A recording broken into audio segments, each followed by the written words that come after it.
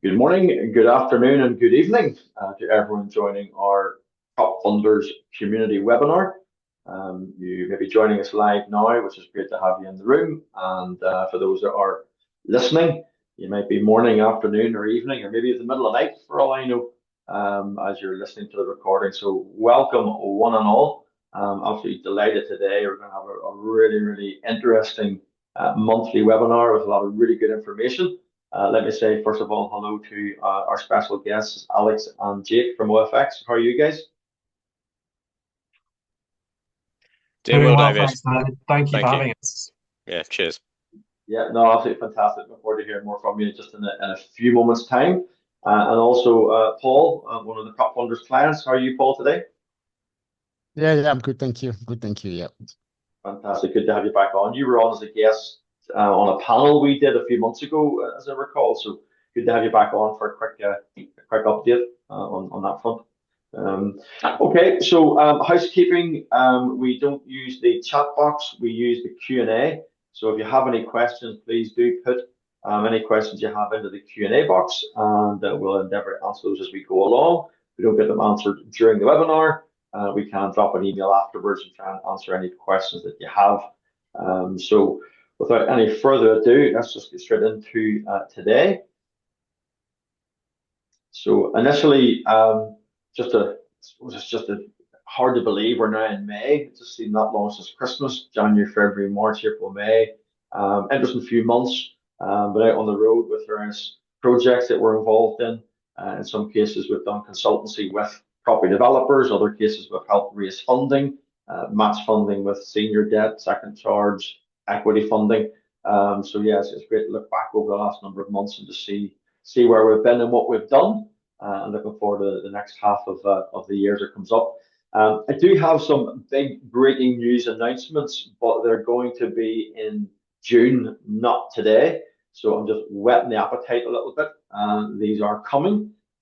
So there's some really interesting things happening with the world of PropFundrs. So that's just a wee teaser to make sure you tune in for the June monthly webinar.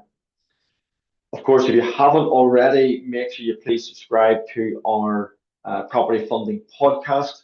The latest edition is up there now. Lorraine Thomas, fabulous podcast with Lorraine and her property journey and motivations for being in property.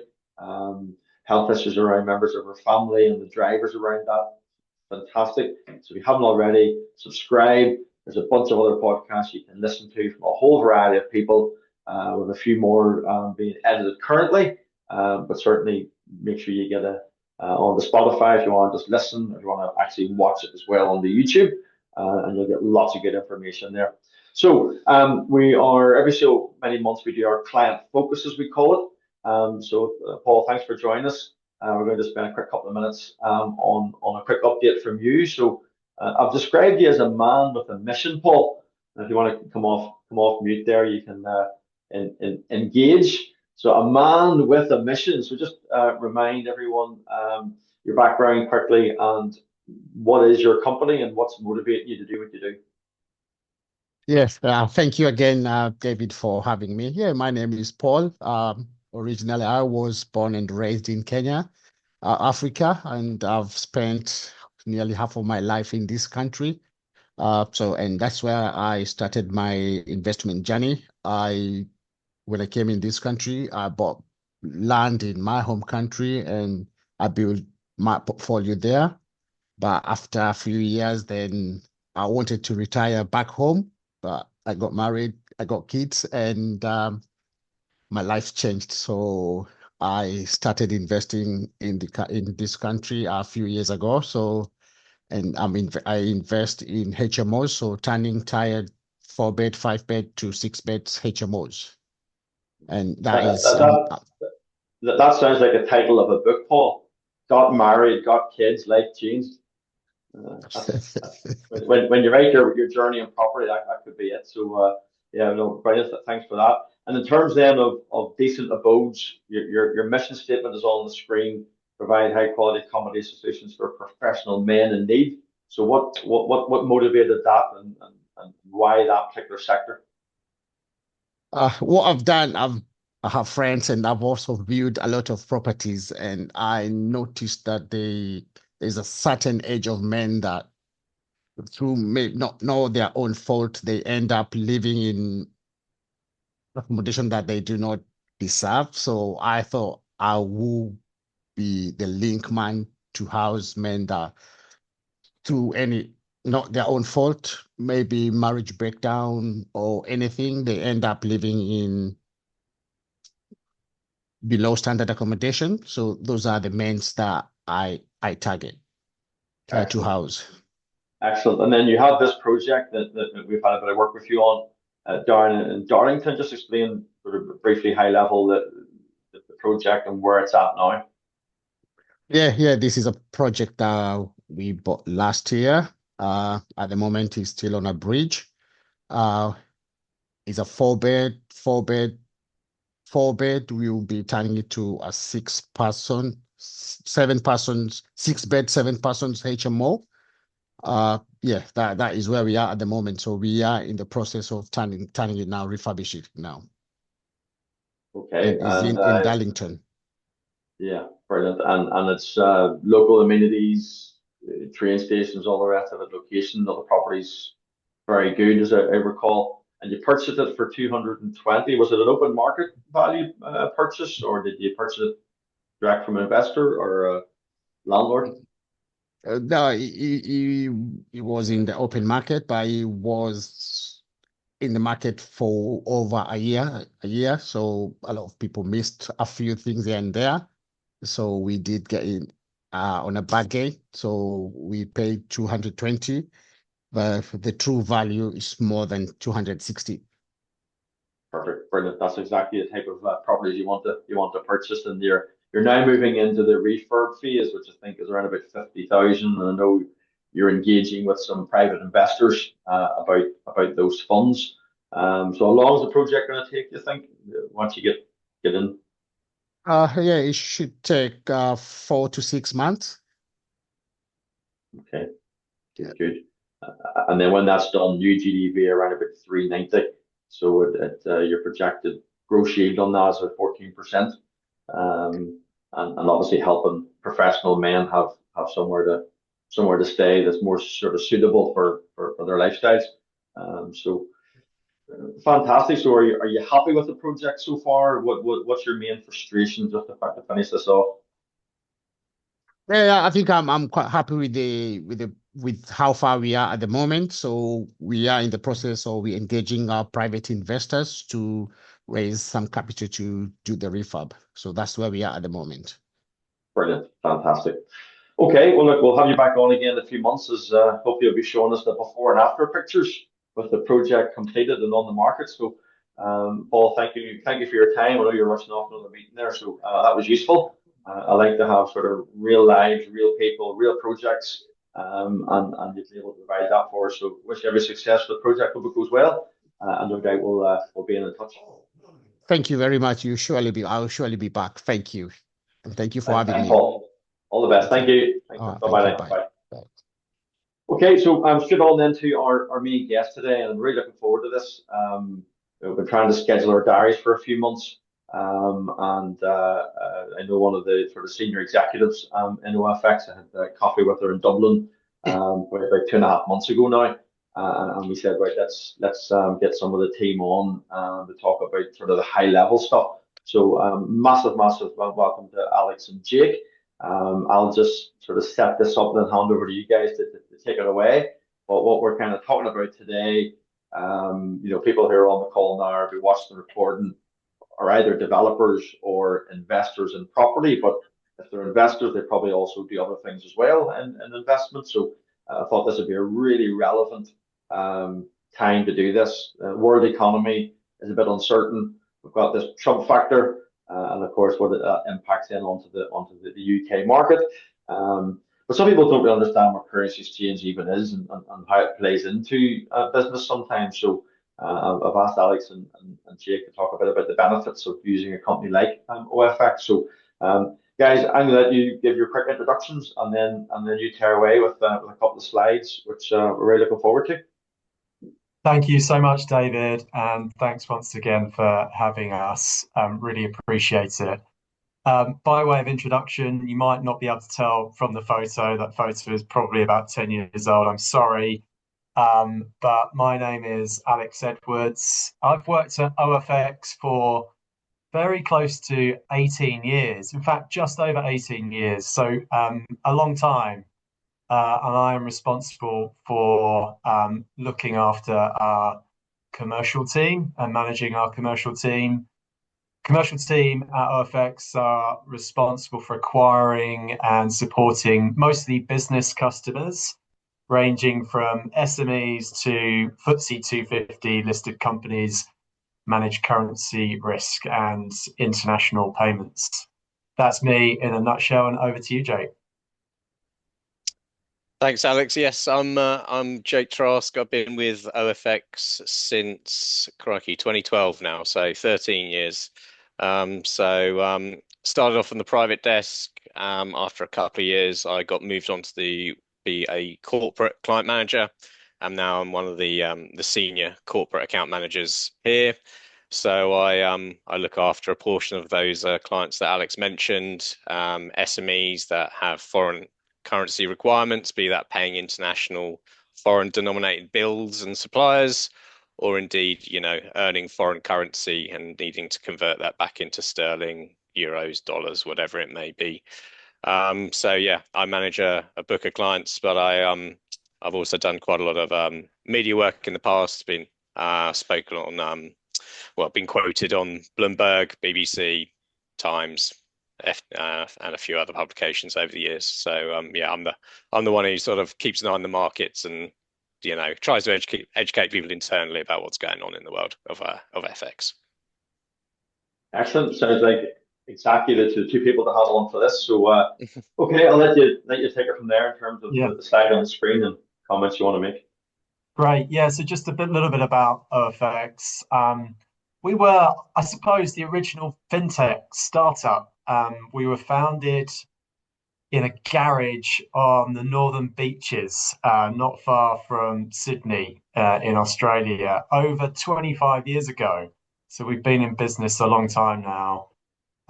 As I said already, we support businesses, investors, property investors, consumer clients, high net worths, make and receive international payments and manage currency risk. We're global. We've offices throughout APAC, EMEA, North America. Jake and I are actually based in our London office. That global presence enables us to offer a 24-hour service, 24 hours, 7 days a week service. We built up our banking network over the years too. So we use tier one banks to make and receive payments on behalf of our customers, which is great because it's really easy to handle, extremely large payments. That's no problem at all. Because we're listed, we've got a very strong governance. We're listed on the Australian Stock Exchange, the ASX. But we are also regulated in every jurisdiction that we operate. So in the UK, we are regulated by the FCA, in the EU by the Central Bank of Ireland. Now, we were born from great rates and a great service. And whilst we're retaining this, of course, the OFX proposition is expanding. And we're going to be giving our clients what we are calling real-time control of their entire global business finances in one really awesome platform. And we'll get into this over the next 20-25 minutes. But what we're going to be focusing on today is we're going to be going through the global current macro environment, and what this means for exchange rates in particular, and our thoughts on the UK economy and the direction of the UK economy, and what kind of impacts that might have on the property market here in the UK. And then how you, as an investor or developer, can mitigate and protect yourself against currency risk as a business or as an individual. Okay, so So 700 employees. So 700 employees around the world. That sounds like a who's head of HR? That sounds like a fun job. yeah, they're busy. They're very busy a lot of the time. How many Yeah. different countries would that be in, Alex? 700 So employees. sorry, say that again. How many different countries would they be from? All over the place. So we've got, as I've said, we've got offices in London and Dublin, and as well as that, Germany and Netherlands.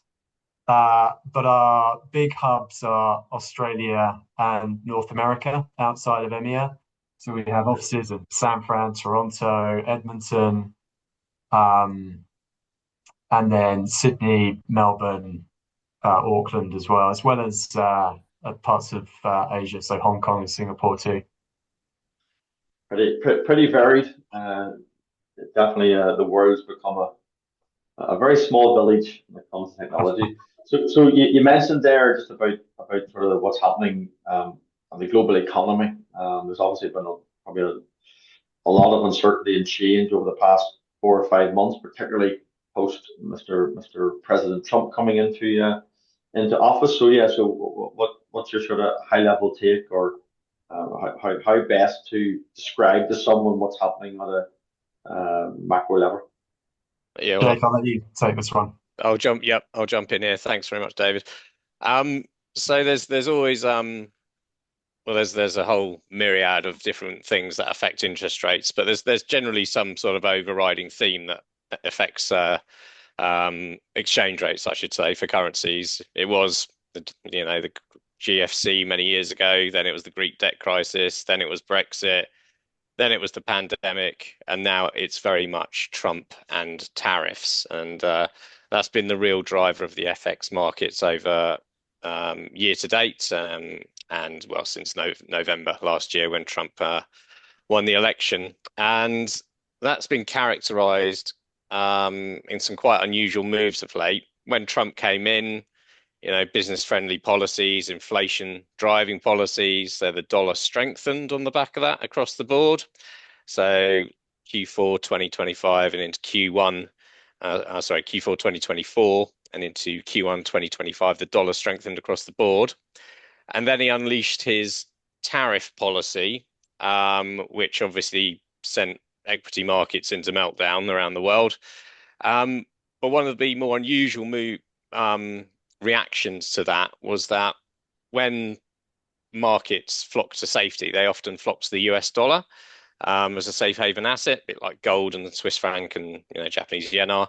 But that move recently hasn't materialized, and people have actually been shunning the US dollar because of the huge sort of the potential economic damage Trump's tariffs could cause on the domestic economy.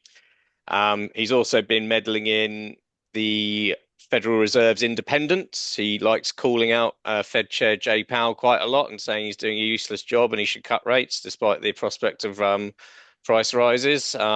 He does seem to have reined that in a bit of late because the dollar really got hammered over the Easter weekend when he was doing that. So the US is Donald Trump is driving FX rates largely at the moment, but obviously there are reactions around the world, and so in the UK at the moment, so if we switch from the dollar to the pound, the pound's actually, after a bit of a lack of confidence late last year, over the past few weeks you've seen it rally quite a lot, the pound, and a lot of that's to do with the dollar being sold off, so pound US naturally appreciating on the back of that. But recently we've had some better than expected growth data from the UK. So Q1 GDP was 0.7, slightly better than expected. And I think the monthly reading for March was 0.2% growth when a flat reading was expected. But today, as it happens, we've had the latest inflation figure, and that will correlate and influence interest rates and borrowing costs and mortgage costs as well, which is very relevant for this podcast. And that came in at 3.7% CPI, and that went up higher than expected. Now, pound will react usually will go higher if CPI pushes higher. And today that slide says a 10-month high, but it's actually crept even higher since then. So pound US actually hit a 27-month high earlier today, got close to 135. And our Treasury team were kind enough to send me a bit of data earlier today. Looks like there'll only be 2 interest rate cuts from the Bank of England this year, when the previous estimate was 3 to 4 being priced in. So from a pound perspective, you know, and trade, go on. So just something there on that in terms of the interest rate cuts. That's obviously a big factor for property investors and developers. So really the expectation of falling interest rates and a impact that has on the property market. Jake, you're saying that based on the last couple of days, actually that's probably going to slow down than what was expected. Yeah, I think markets are expecting sort of 3 to 4 cuts this year for the rest of the year. So taking the base rate down from 4.5 to 3.5%. Now that's been moderated on the back of this morning's data and an expectation that we could get close to 4% over coming months, CPI that is. So by year end, I think markets are now pricing in, 2 further quarter point rate cuts. So that would take interest rates by end of 2025 down to 4%. That would be bank rate down to 4%. So, still the direction of travel is lower, but not quite as quick as many would like, unfortunately. So, but on the flip side of that is that sterling benefits from higher rates of interest and this economic growth, and also to add a bit more to that, we've had that trade agreement with the US recently that's benefited the pound. There was some sort of agreement with the EU. Close to integration with the EU is always pound positive as well. And we did a trade deal with India as well recently of late. And then I'll just, moving over to the Eurozone, euro dollar got close to 116 over Easter when Trump was battering Jay Powell. And also borrowing costs in the US went up. So euro dollar pushed up, but that's since receded a bit. But the euro has been supported by Germany basically loosening their borrowing rules. They like to live within their means, the Germans, but they've taken their foot off what's known as their the fiscal brake, I think they called it. And the German economy is set to borrow and spend on defence and infrastructure about €1 trillion over the next 10 years. So that spending has fueled the euro. And of late, the Aussie dollar, the final one on that slide there, that's Aussie dollar's kind of a good risk barometer, I suppose. If the Aussie dollar's lower, stock markets tend to be lower. Now they have picked up a bit recently on the back of the US and China bringing those tariffs back down. So, although there are plenty of headwinds in the economic world, things are looking a bit more positive now globally than they were, say, 2-3 weeks ago. Yeah, but there has been a huge amount of volatility year to date in the FX space. Yeah. Okay. So again, invite anyone who wants to ask a question or wants to make a point to stick into the Q&A for us, and we'll deal with that if you want to comment. I'm actually just looking here. We've actually got people actually from 4 different countries on here at the minute. So probably when we get into the currency exchange bit, there may be a couple of questions. But in terms of President Trump, I have a good friend, as many on the call will know, who lives over in the States, lived in London for many years. We have many a discussion around Mr. Trump. So Jake, putting you on the spot, is this an emperor type person who is a fool with very little economic literacy running amok, or is there some degree of method in his madness, albeit controversial? But does he have a plan? And is what he's doing, while painful in the short term, suiting long term? Yeah, well, I mean, bow and kiss the ring, I think was the phrase used a lot by people in markets when he came in. You're going to do what I do. I think there was a feeling that this rattling of the market might lower US borrowing costs as people flock to the dollar as a safe haven asset. But conversely, the economic uncertainty I think, and the rising of US Treasury yields, although not quite Trussonomics, whereby, gilt prices soared and that was the end of Liz Truss and Kwasi Kwarteng. I think his ego might have taken a bit of a hit recently by borrowing costs actually going up and a weakening dollar. So I think he's probably been gently nudged internally to rein in things a little bit, which is why there's been this pause on these extra tariffs around the world and some progress on trade, although it be very limited, the UK being the beneficiary of the trade deal. And the lowering of tariffs from, eye-watering levels against China back down to sort of low double digits. So, yeah, I think, the bond market is the one that really forces people's hands. And, with bond yields going up to 5% like they did recently, and also a downgrade from Moody's of their credit rating last week, I think he might have to rein in his aggressive rhetoric a little bit. Yeah. Yeah, I think most of the UK is going to benefit from the trade deal. Obviously, being from Northern Ireland, with a bit of a protocol issue where GB will definitely benefit from it, but we're still caught in this absolute anomaly of where we are with an Irish Sea border. But that's a different podcast for another day on that front. But it is interesting. Just last thing, before we move on, I find Trump's policy on, say, NATO, interesting. Obviously, I'm ex-military, and there's just a degree of common sense to this idea that the European nations have to pay more for defence. Like, why should America foot the bill? And you mentioned there that Germany are now spending more on defence, which obviously then has impacts on the euro, etc. So, I think there's. Yeah, I'd absolutely agree with that. I think, you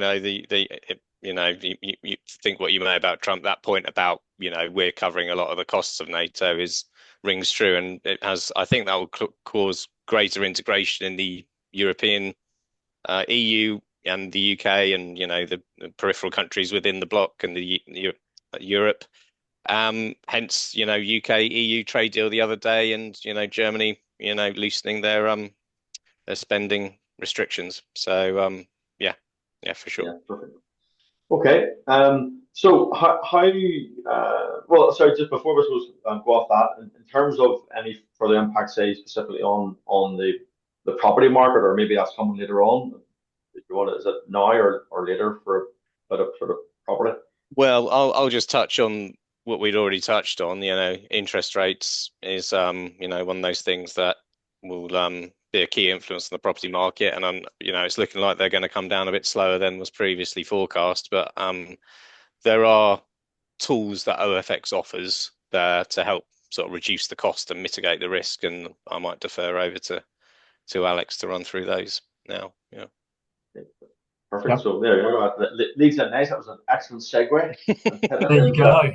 How to hedge currency exposure with OFX. So again, it's probably something Alex would just say before I hand over to you. I mean, I've been involved in property many years. I've been involved in property around the world. And it's probably something I always just kind of thought, well, it's a nice to have if you've got time to go and look about all the currency stuff. But I think many people in property just, for whatever reason, don't explore the options and therefore the benefits. So over to you in terms of how to hedge currency exposure with OFX. Yeah, you're right, David. It can make a huge monetary difference, and it can make a huge difference in a short period of time. We saw extreme volatility through early April as a result of those tariff negotiations. So I don't think that's going to change either. I think the macro environment is still very uncertain, but there are ways you can protect yourself against this uncertainty and potential volatility in exchange rates. So first of all, forward contract. So simply put, a forward contract it's more or less a buy now, pay later option for individuals or businesses that are trying to take advantage of a beneficial exchange rate today on a future settlement. So it lets you lock in your exchange rate for up to 12 months to protect against those market moves.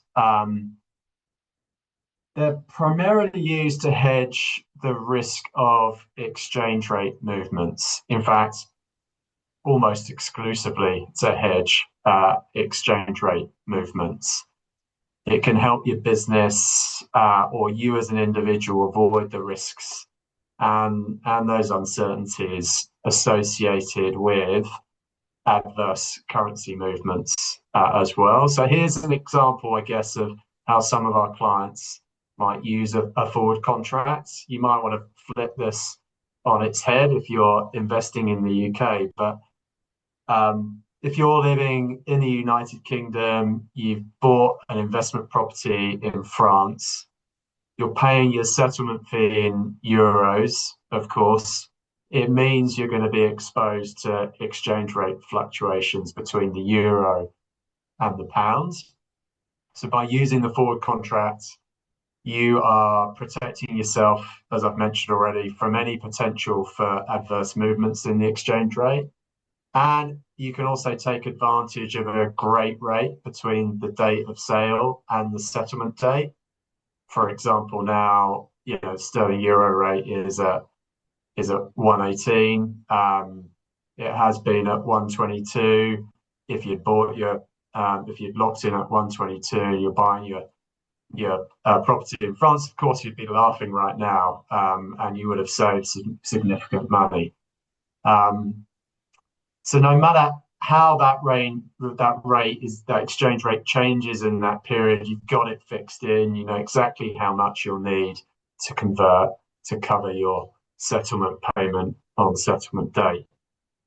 That's a forward contract. It's used by a range of individual customers that we have, all the way up to large financial institutions that need to mitigate that currency risk. And then just moving on to limit orders. So a limit order essentially involves placing an order in the market for an amount of currency at a specific customer rate in the hope that that rate could be reached within a time frame. If your target rate is reached, the currency is bought by OFX for you automatically. This works, I think, and particularly useful if you've got some time on your hands, you're not looking to rush in and get it done within the next few hours. And it can actually make a significant monetary difference. And you can also combine it with the use of forward contracts too. So if you've got a property purchase in the UK worth, say, £1 million, and you're funding it in euro, you're based in the EU. The rate today, I think I'm right in saying, Jake, is around about 119. But you speak with your account manager at OFX, you think, with data on the way, with the potential for further rate cuts in the UK, that might have a negative impact on the pound. You think over the next 3-4 weeks, actually, there's a realistic chance we could hit 1.15. Should that rate hit, you've got an order in the market at 1.15. The difference in savings that you can make on that property worth £1 million is actually, it's 70,000 euros. So it's pretty significant. And makes a big difference. As I say, I mean, that's high level explanation and definition of what a forward contract is and what a limit order is. There are variations and various tactics that you can employ and strategies you can employ using a combination of forward contracts and limit orders, as well as spot contracts, which are immediate transactions to better manage your currency exposure. It is always worth talking to someone and an expert, and we've got plenty of those at OFX to help you manage and set strategies to mitigate those currency risks. Brilliant. Okay, so let me just 2 quick questions. One is, I want to say, any of the attendees that have used either OFX or your currency exchange as part of a property transaction, just fire that into the Q&A and maybe just say which countries or which currencies that you did it in. That would be interesting. The limit orders, Alex, I'm assuming if it doesn't hit the desired rate, then the purchase just doesn't happen. That's right. Yeah. Yeah, there is always a risk that you won't get that rate that you've been targeting. The rate, the contract just doesn't happen. We don't lock in that rate for you. And if by that point it's not achieved and you actually really need to settle, you just book that transaction at what we call the spot rate, which is the immediate rate in the market. Okay. And then you've got your regular transfers, which are reasonably straightforward, I guess. Yeah, well, regular transfers, it does exactly what it says on the tin there. You can set up a regular transfer. It's not necessarily a hedging tool, but it helps actually average your exchange rate out over a period of time. And that money is going to go every month or at a regular occurrence of your choosing. Okay. And then more coming soon. So if you've got some things in the pipeline that you're... Yeah, so I mentioned this at the top of the introduction. Our proposition is changing. We are, of course, retaining great rates and great service, but we are moving into a new world of OFX, which we are calling 2.0. We're going to be offering our clients a one-stop solution for managing all of their financial operations. And I think on the next slide, a neat video actually brings that to life. So David, if you're able to play that, that would be great. Yeah, you can give me a thumbs up, Alex, that it sounds okay and stuff on it. At OFX, we've spent more than 25 years transforming how you move and manage money globally, replacing fragmented processes and interfaces with one easy-to-use platform where you can control everything, see everything, all in one place for all of your financial operations, saving you time and money. Less mess, less guess, less stress. Control spend before it happens. Instantly issue, lock or cancel a card while avoiding any out-of-policy spending. Skip the hassle of managing multiple bank accounts. With our global business account, you can receive, hold, pay, and spend in 30+ currencies. Say goodbye to manual invoice tracking and approval bottlenecks. With automated accounts payable, you can streamline approvals, reduce fraud risk, and pay vendors seamlessly, all from one powerful platform. Goodbye chasing receipts. Hello weekend. Gain real-time visibility of all your business expenses. Currency fluctuations erasing your profits overnight. Future-proof your finances with our FX solutions that protect your bottom line on every payment.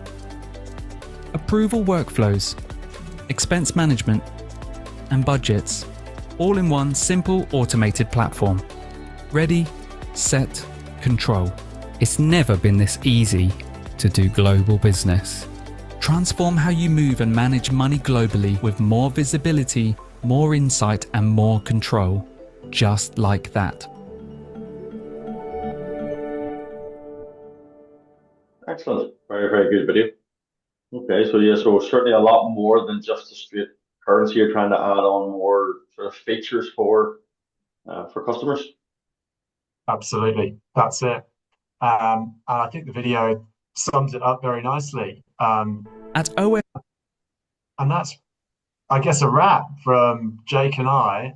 If you would like to know more, then please do get in touch. You can scan there for more information, or you can actually go to our website, register online. You can speak with one of us. So feel free to get in touch, as I say. But it was, yeah, once again, thank you, David, for having us. And happy to take any questions, both Jake and I, if you have them now or after the webinar. Yeah, that's no problem. Any last comments from Jake? No, just to say, yeah, the new offering is going to be fantastic, as well as normal FX. That was our bread and butter, which will remain a core value of the company. Cards, same currency payments, tools for accountants, budgeting functionality as well. And yes, just keep your eyes on Donald Trump as well in the world of FX. He's the main driver at the moment. Yeah. He's the main driver in a lot of things.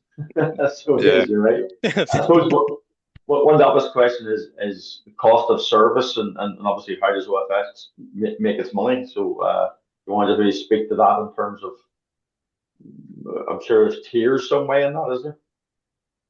Yeah, so traditionally, how we make our money currently is on margin on the exchange rate. So we quote an exchange rate to our customers. We get a slightly different rate from our counterparty banks because our turnover is significant, our flow in foreign currency is significant. But that margin is much smaller than, for example, what you'll get through a high street bank. Because up until very recently, of course, foreign exchange is kind of all that we've done, and we specialize in it.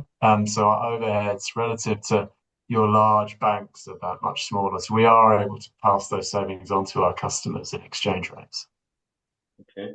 I'm assuming the extension into other services, was that sort of based on those market research that more and more business people are liking a one-stop shop for many services, as opposed to having multiple companies, multiple accounts? Was that, did you find that's the global trend at the minute? Exactly right. Yeah, you've hit the nail on the head, David. We were listening to lots of our customers and prospects. They wanted that one-stop shop where they could do everything, and actually do everything with the help of a great online platform. That's what we now have, which is fantastic. It's going to save our customers plenty of time and actually plenty of money in doing so. So yeah, making a real difference to your finance operations, as well as making a real difference to your bottom line when it comes to managing currency exposure. Okay, so I've got sort of one sort of slide wrap up, and then what I tend to do is put the guests on the spot a little bit with a crystal ball. So I'll come back to you in about a minute's time with how do the markets look in a year's time. All right, so you can come back to that in a wee second and get ready for that. And it'll be fascinating to see if you both say the same thing. That's unfortunately one's going to hear what the first one says, but just to wrap up, in terms of PropFundrs. We are here available particularly for our free 30-minute calls with new clients. Feel free to do a screen grab there, give us a shout, and if we can help you on your property journey, be that helping you with your capital stack, looking at your deal, helping you to structure it, helping you to get ready for senior debt or second charge, or to work with private investors, we can steer you and provide value in that. Myself and the team have done over what would be 35 projects now to FCA financial promotions standard. So we know what banks want to see, we know what investors need to see to be compliant. So by all means, you can reach out to us, and from an investor point of view, if you're just want to know more about property development, our back office gives you access to lots of these webinars that we've done over the last year or so. Great guests, great information, a load of different topics. You can access cheat sheets, workbooks on 6 steps to raising funds legally. There's a wealth of information on a YouTube channel in the back office. So feel free to join our community, and all that is provided free of charge in terms of access to that information. And if you wish to engage by way of our service, then we can have that conversation. So thank you everyone for joining once again this month. So as I say, our next one then will be the third Wednesday of June, 18th of June. Yeah, we'll just see where we are in the world of that. So final 15 seconds each. We'll go. Let's see. Alex first. He's already unmuted. A year out. How does the world economy look in terms of interest rates and inflation? Yeah, well, it's really difficult to call with Trump in power, of course, but I feel like there'll be some agreement around tariffs. I feel that Trump might start to calm his rhetoric as well, given that he's no longer newly in office. So I think things will look a little bit calmer. It's great as well that global inflation, I say great, I think it's calming for everyone to know that that is starting to normalize now, albeit it's not necessarily within every central bank's sweet spot. And there's still some control that's required over managing that, and most of the time that is interest rates. I'm not sure calling the current interest environment normal is the right expression. I think the ultra low interest rates that we've experienced in the last 10 years or so, that's just not been normal, and maybe investors have got used to that. But I think things might calm down. I think, in terms of the pound, I think the recent trade deals, inflation coming down, I think that the UK economy is looking pretty positive, and we're in a good spot. Good. Jake, final word. Yeah, I'll echo most of what Alex says. I'll cop out and say what he said. But no, I think the pound US rate will probably drift up to the high 30s over coming months. I think there is a concern about what all this Trump is doing to the US economy, and also the deficit widening with his potential tax cut policies that are trying to get through Senate at the moment. So maybe a continuation of some dollar weakness. So pound US, maybe the high 130s in a year's time, maybe 140, and euro dollar maybe creeping back up to 120, especially on those German spending plans as well. So yeah, but a lot of peaks and troughs on the way there for sure. Yeah. Fantastic. Well, heard it first here. So that is that. We will have you back in 1 year's time, and we will find out whether or not your predictions have come true. So listen, thanks everyone for joining. Really appreciate that, and we look forward to seeing you again next month. And have a safe rest of the week, and every success in business. All the best, everyone. Thank you. Bye bye. Thanks. Cheers. Bye.